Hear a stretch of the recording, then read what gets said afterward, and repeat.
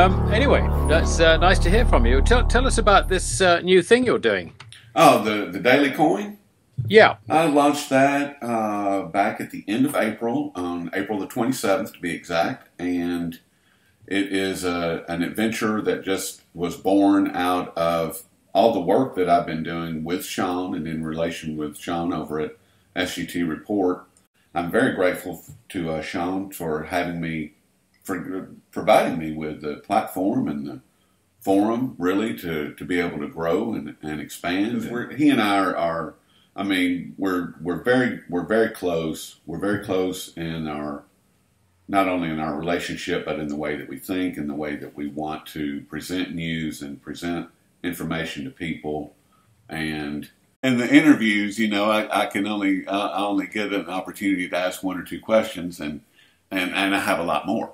Yeah. No, absolutely. No, I can understand that. So, oh, good. But that's great.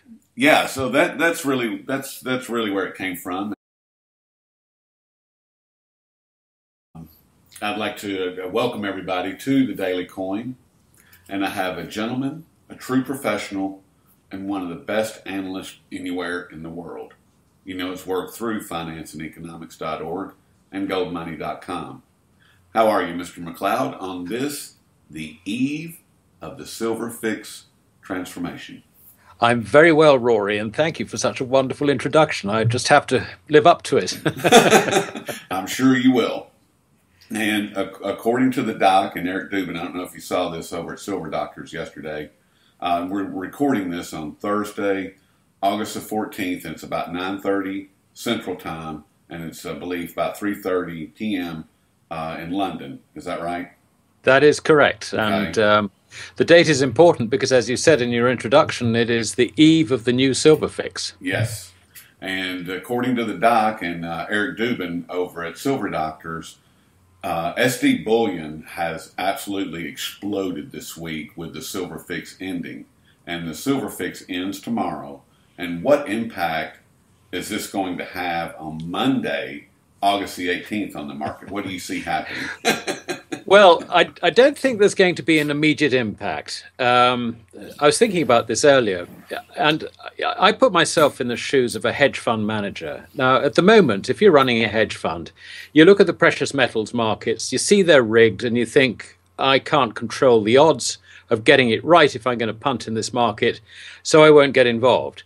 Now with silver, you're going to have the silver fix process actually in the open, and I think you could watch it for a couple of weeks and see what the flows are like, what, you know, the size of the orders and all that stuff, and just get a bit of a feel for it.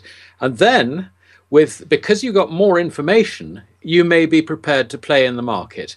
So I think that it's a good thing for the silver market. I think it's going to bring business into the silver market. I don't think it's perfect, by the way, but that's a slightly different story. But I think just making the market more transparent is going to be good for the silver market. I think both in terms of volume, and I suspect also in terms of price, because quite naturally when people get interested in a market, they tend to be interested as buyers rather than sellers. Okay. So you foresee it being more transparent, the market, more along the lines of the Shanghai Gold Exchange? Well, I think that's probably going a bit too far, Rory. But I think that the point is that the fix process, which is only once a day, is going to be more transparent. And we'll be able to watch and see what goes on. At the moment, there's nothing transparent at all. In London, it's an over-the-counter market. Nobody knows what the hell goes on. And when it comes to the fix, you have two or three guys get together and they arrange a price between them, meant to be on the basis of their own orders and the orders of their customers. You know, fine, but it's not transparent.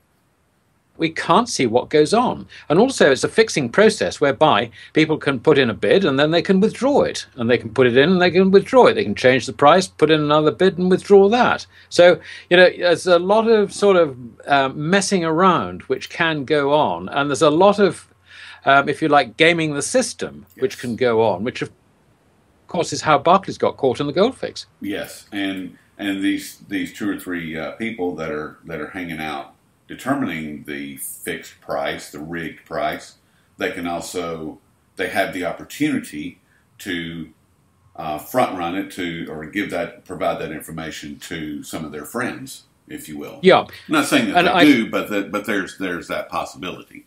Yes, I'm with you entirely. I think that the point about the importance of having a transparent market is that then there can be absolutely no doubt that the market is true and fair. I mean, if someone's big enough to push a price around, I mean, that's what the market is about. That's not what we're talking about. What we're talking about is a market which is so opaque, we can't actually see what the hell is going on.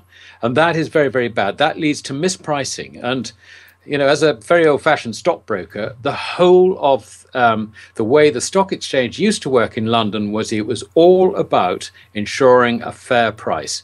And you can only do that with information. You can't do it by cutting people out of the deal and only showing them what you want to show them, which is broadly how the market works at the moment. Yes, and it's unfortunate, but hopefully starting tomorrow and more so on Monday, we'll start to see those changes coming into effect. Yeah, the two elements of this. I mean, I think it is going to take a little time. I mean, people are going to watch this. We've got 6 months, I think, of being able to watch it without having to pay for the privilege, which I think is ridiculous. I think this should be free, actually, for everybody to see. But anyway, that's a slightly different thing. But the other thing, I was just looking at the way open interest on COMEX has been tracking with the price. And interestingly, they've been trying to push the price of silver down. But you know what? The amount of open interest has expanded and expanded. That to me is a very clear signal that the swaps are going short again, and they're getting no traction at all. I think the next squeeze is going to be on the swaps, and it could be quite dramatic. So in a sense, if the price of silver is up $1 on Monday, I don't think it'll be because of the new fix. I think it will be because of things that are already happening, if you like, particularly on COMEX. How is this going to impact things like the open expiry date, as far as, that's been a jumping off point for the bullion banks to come in and do their manipulation and set things up to where it benefits them, these price riggers. And do you think that that's going to be impacted at all? Yes, I think it will. I mean, the cynic in me suggests that they'll have to rig it before the fix.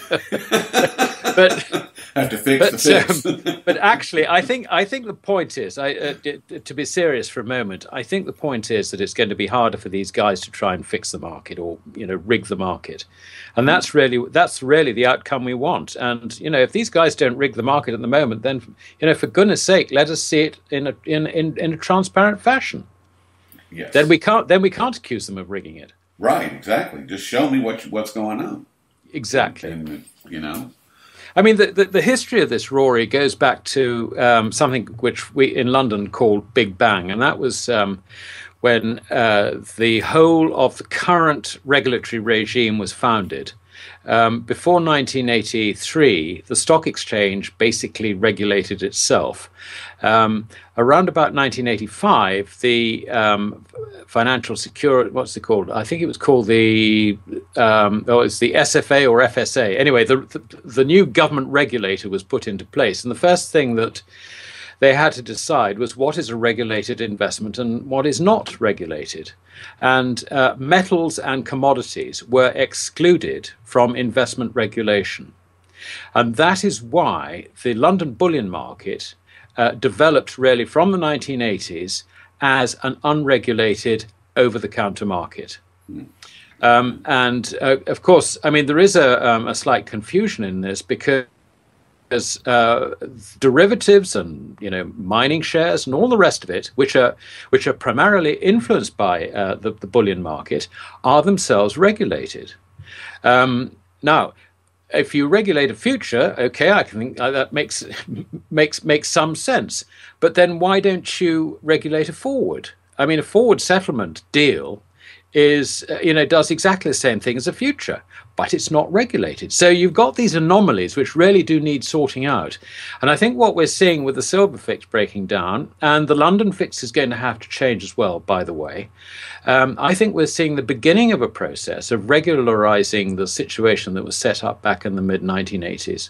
Okay. Otherwise, unless London addresses this, we're going to lose our position in these markets. It's as simple as that. Well, do you think that BaFin is going to be able to come in and kind of strong arm them a little bit more? No, I don't think that. I think if you look at going back to gold just for a moment, if you look at the gold market, the big volumes are now in China, big physical volumes. Now we may turn over a hell of a lot more than Shanghai. I mean, the turnover figures for London are just absolutely unbelievable. Which is fine, but actual deliveries, it's China. And not only is China keeping all her own production, she's also keeping all the production which she herself processes. And she's got contracts for doré going out to Africa, to Australia, Mongolia, and all the rest of it. And so quite a lot of the world's production suddenly isn't going through London at all. And this is a very, very major change in the market, which has really only occurred over the last 2 or 3 years. And if you look at Dubai reckons that their turnover, because they're very keen to build on their market. I sometimes wonder if they'll succeed. I don't think they personally will, because they haven't really been that successful in the past. But if they do manage, they're planning to have deliveries of up to 2,500 tons of gold through that market every year. That's the sort of their stated ambition. Now, there is the gold around them, of course, because if you think back to the 1970s when the oil price took off, it was from that moment that the Arabs really began to aggressively buy gold. And so there are, I don't know, I would think there's something round about 40 to 50,000 tons of gold, physical gold, either in the region or owned by people who live in the region. And that, if you like, is the nucleus of a very, very good market. Yes. There's also Calotti, the refiners. They're building a refining capacity there, which is double the size of any of the Swiss refiners. Oh, my. They're looking at 1,400 tons a year. This is so. Wow. This market is getting ramped up away from London in terms of capability, and London better damn well watch out. Yes, they sure better.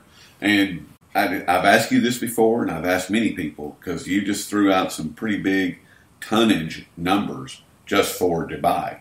Where is all this gold going to come from? We already know that China's keeping theirs, Russia's keeping all of their production. There's declining production everywhere else in the world, excuse me, in particular in South Africa, because of the strikes and the fact that there's just not hardly any gold left in the ground. And so, how are we going to be able to, how are these markets going to be able to acquire all of this tonnage of gold that you're referring to? Well, I think that, basically the answer to your question is that there are two elements to the market. You've got the new stuff coming in. You've also got scrap, which gets refined. And that's another, I don't know, depends on the year, depends on the price, anything between 1,000 and 1,500 tons a year on top of mine production, which is currently running at, say, about 3,000 tons. And then, of course, you've got the above ground stocks of gold, some of which is in LBMA 400-ounce bars. Now, that's another standard which may indeed have to change, because with the Chinese are now are now beginning to dominate things in certainly in Asia. With 1 kilo 4/9 bars. And not only that, but, speaking to our Swiss refiners, I understand from them that the Arabs are sending them 400-ounce bars and getting them to recast them into 1 kilo bars to the Chinese standard. This gold is then being returned to the owners in the Middle East.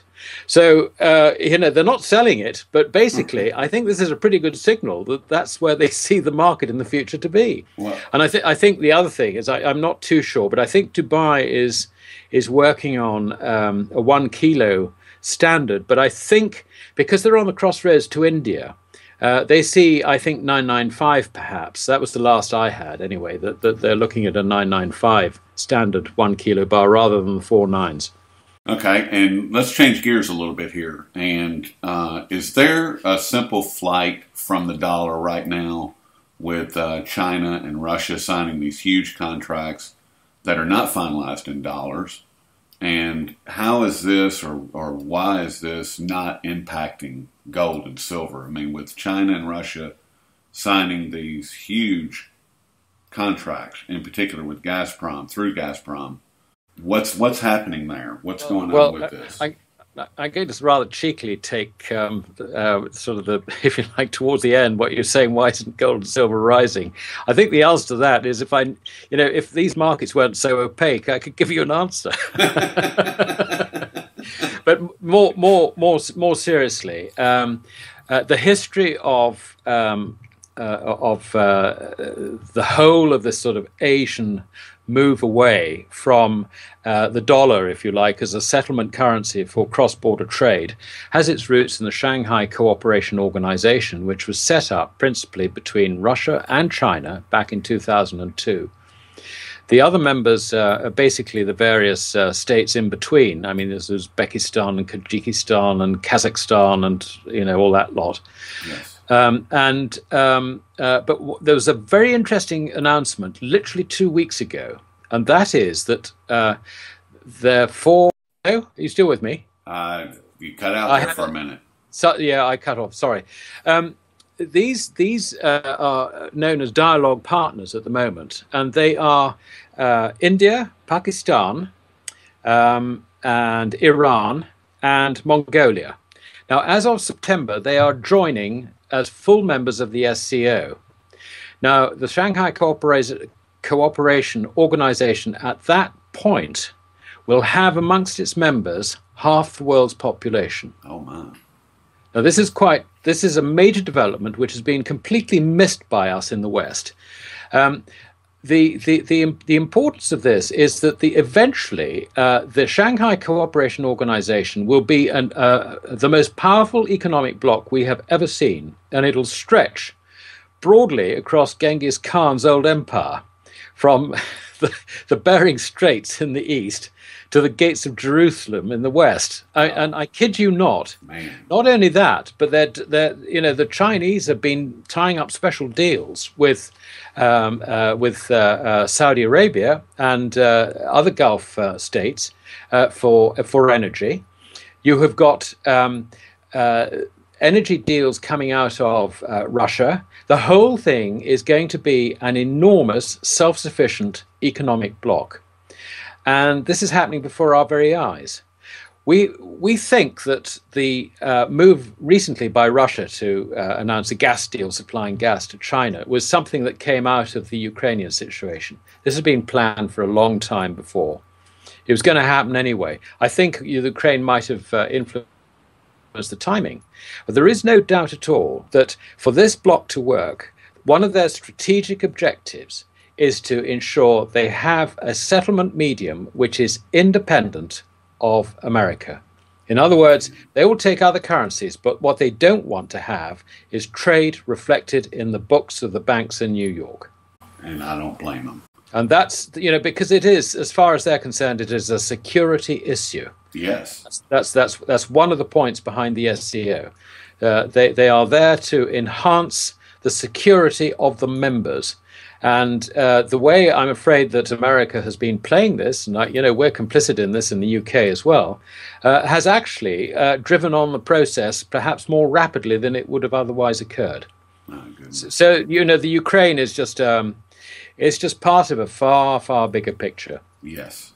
I want to stay with this for just a minute. And with the BRICS continuing, the five BRICS nations continuing to move away from the dollar, and it appears they will be doing exactly that with the implementation of the BRICS Development Bank. Who is going to be using the dollar other than the US, the UK, the EU, and Japan, which in all of these economies, as you are well aware, Alasdair, are all imploding due to their use of the dollar. And is the dollar becoming an island, or is it already an island? Well, I think we have to draw a distinction between the use of the dollar for trade purposes and the use of the dollar, if you like, as a currency standard. The reason I separate out the two is think in terms of gold. Before the Nixon shock, we were all on a gold standard of some sort. It was pretty weak towards the end. It was a very strong gold standard before 1933. Yes. It sort of, it got corrupted and so on. And it finally finished in 1971 with the Nixon shock. Now, from that moment, in effect, the whole world was no longer on a gold standard through the dollar, but it was on a dollar standard. Now, admittedly, it is a more flexible standard because we have floating exchange rates, whereas under the old Bretton Woods system, we had fixed exchange rates. But this means that what you have to do conceptually is to think not just in terms of, the dollar, but you've got to think about all the other currencies which are in a pyramid, an inverse pyramid, based on top of the dollar.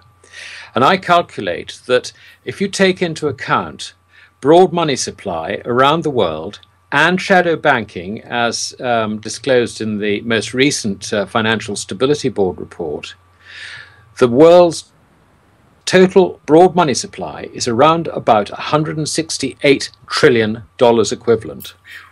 Now, all that is in effect based on the Fed's monetary base of 4.5 trillion or thereabouts. Wow. So you can see that the gearing in this is absolutely enormous.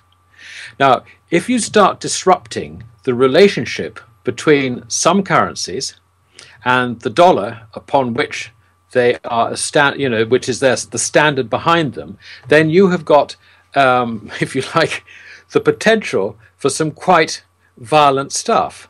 Yes. The violence on the dollar is actually likely to come, I would have thought, from other areas. I mean, for example, if you get a rise in interest rates, that's likely to bankrupt the banks. A 10% fall in bond prices, in sovereign debt bond prices, could wipe out some very large and significant banks. If that happened, we would have a huge, great banking crisis. And guess what? The Fed would have to print as much money as it possibly could in order to rescue the situation. That's what it would take. The other possibility is the one that you mentioned, and that is if you look at the Western economies, we can see that Japan is in a slump. Europe is pretty well, apart from Germany, in a slump. The UK is sort of okay, I suppose. America is sort of teetering on the edge, and I personally think that it is actually going to disappear, go into a slump itself. Now, under those circumstances, what happens? You have got 40 times gearing on the Fed's monetary base if you look at the currencies all around the world. That 40 times gearing means you don't need to have very much of a slump in order to create another banking crisis, a la 1933. I mean, that was the reason, really, that Roosevelt did it in 33, 34. He had to stop people having the facility to cash in their gold, because at that time there was, I think it was about 11 times geared. If you looked at broad money, M3, it was 11 times the value of the gold held by the Federal Reserve, or actually more correctly, the Treasury. So, this time it's 40 times. Now, admittedly, it's a more flexible dollar standard rather than the less flexible gold standard. But nonetheless, 40 times, you're not going to have very much of a slump in order to create a real currency crisis. So at the moment, we're walking on a tightrope between rising interest rates, which are likely to bankrupt banks who have got too much very, very expensive sovereign debt on their books, or a slump on the other side, which will wipe out their balance sheets anyway. How long can we walk on this tightrope? And then we ask ourselves the question, what's going to happen when the Chinese and the Russians and everybody else decide they're not going to use the dollar anymore? Now, I don't think they can get away from the dollar standard, but you can see that people are going to start sort of thinking about, what is the dollar really worth? And I think just asking the question is not a very good thing to do. So I'm very apprehensive about what's likely to happen on the currency front, and I think that's really where the big systemic risk is now. It's no longer in the banks as such. I think it's been proved that the banks will always be rescued. The one tool which the central banks use is the production of money, and that's what we're likely to see. Well, and that's unfortunate for all of us that that's the I'm one afraid tool so. that Yeah. they have. Yes. We'll just destroy everything to save ourselves.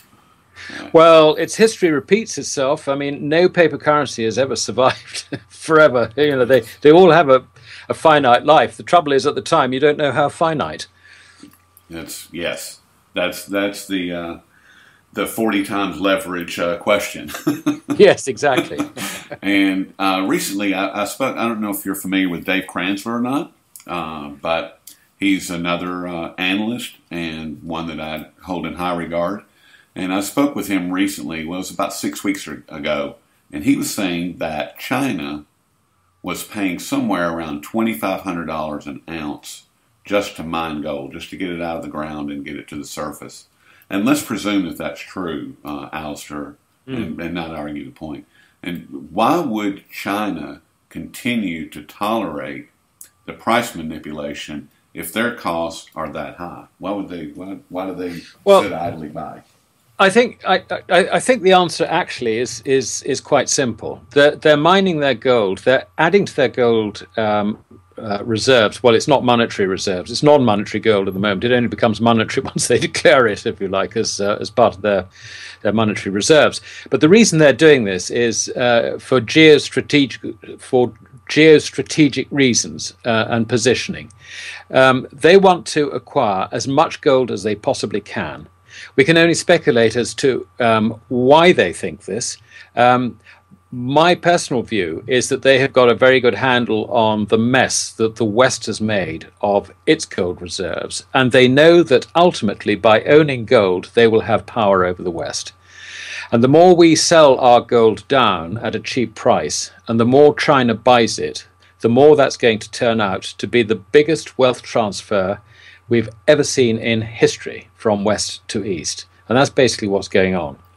Now, if you stand back from the sort of it costs $2,500, and by the way, I think that's quite likely because the Chinese gold mining industry is pretty fragmented. I mean, they've got lots of small mines and so on. You can't get the economies of scale from open cast mining and that sort of stuff that we're used to nowadays. They are small mines, but if you can see that at the end of the day, the price of gold is going to be many multiples of where it is, then do you really care if a state mine has to spend $2,500 an ounce getting it out of the ground? No, not really.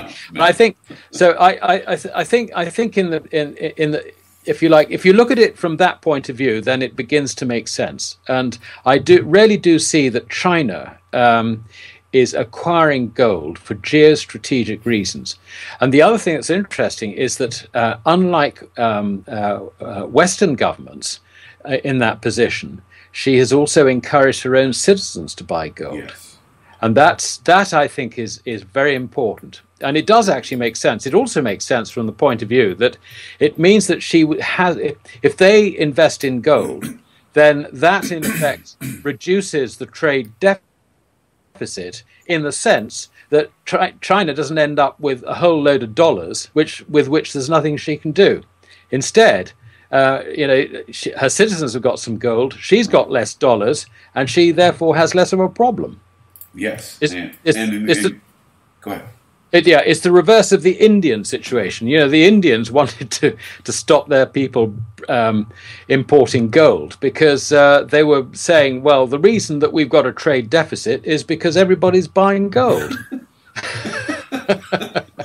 Now, in the books, I mean, if you're in strict accounting terms, what they say is correct, but actually, it's completely wrong. Yes, it's the exact opposite. Yeah, exactly.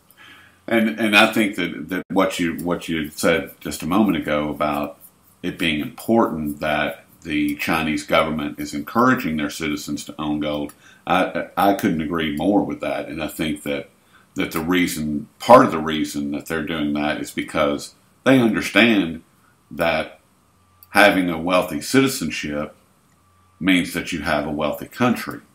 And while everyone knows that the Chinese government is corrupt, and they're just as corrupt as every other government around the world, but at least they have enough foresight to at least allow some of their citizens to have to be part of the solution as far as staying away from or avoiding the mess that's coming down the road. I mean, or am I just completely crazy with that? No, you're not crazy at all. I think I can add to what you're saying because, of course, in China they don't have a welfare system, but they do have everybody saves to look after their own, retirement, family, whatever. And in that sense, it does make a lot of sense to encourage people to buy gold with money that they would otherwise put into yet more property or whatever it might be. So to encourage your citizens to diversify their portfolios does actually make a lot of sense. And I think there's another point which nobody really sort of mentions, but I think could be important in the long run. China is a very diverse country with something like 42 different ethnic groupings. Now, there is the potential in that for conflict. I mean, we've seen, sort of Muslim Chinese, the Uyghurs, getting into trouble and, allegedly planting bombs or setting fires off in other parts of the country. And, you've got a lot of potential for ethnic strife. If people own gold, they are less likely to run out and start burning down someone else's property. It may be a cynical observation, but I think broadly speaking, it is probably true. No, I would have to agree with you, because if you've got even just a small amount of gold, in your heart of hearts that you've got some wealth. Not just some money, but you actually have some real wealth. Tangible wealth. Exactly. And that nobody can take it away from you unless they come and actually steal it from you from your possession. Yeah. Which is highly unlikely. I mean, well, you avoid that by basically keeping your head down.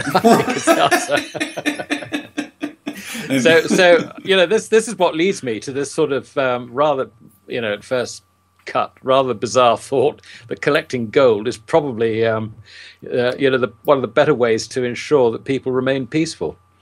That's actually, I like that a lot, and it actually makes a whole lot of sense.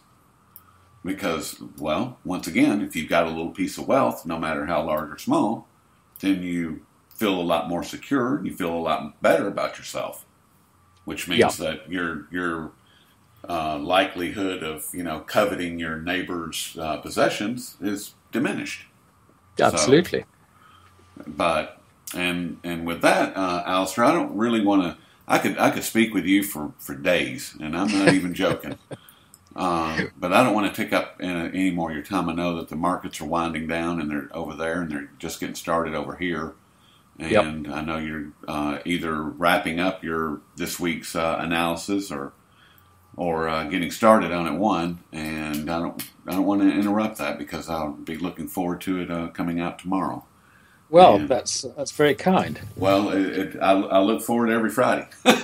Indeed. And, all right. And we can find that over at goldmoney.com and financeandeconomics.org. Is that right? That is correct. Those two websites will I publish on both those. Okay. And is there anything that you would like to leave the audience with today? Anything in particular? I'm just, well, I mean, we've got the silver fix, so that's going to be interesting, and I think watch that and see how transparent the market becomes. It won't be completely transparent because everybody will still be, over the counter market and so on. But at least an important part of the process will be brought into the light. So I think that's going to be good. And the other thing is watch the open interest, and if open interest starts picking up in both gold and silver, then I think that we'll be looking at a pretty good squeeze on the swaps. And the swaps basically are the smaller non-US bullion banks. Okay. Well, then keep an eye out on the new silver fix and watch the open interest there, folks. And Alasdair, I certainly appreciate it. I appreciate all your time this morning, and for you for the afternoon. And I hope that we can do this again in the not too distant future. That would be my pleasure, Rory. And have a wonderful afternoon, Alasdair. Good. Okay, thanks. Take care. All right. Yeah, bye.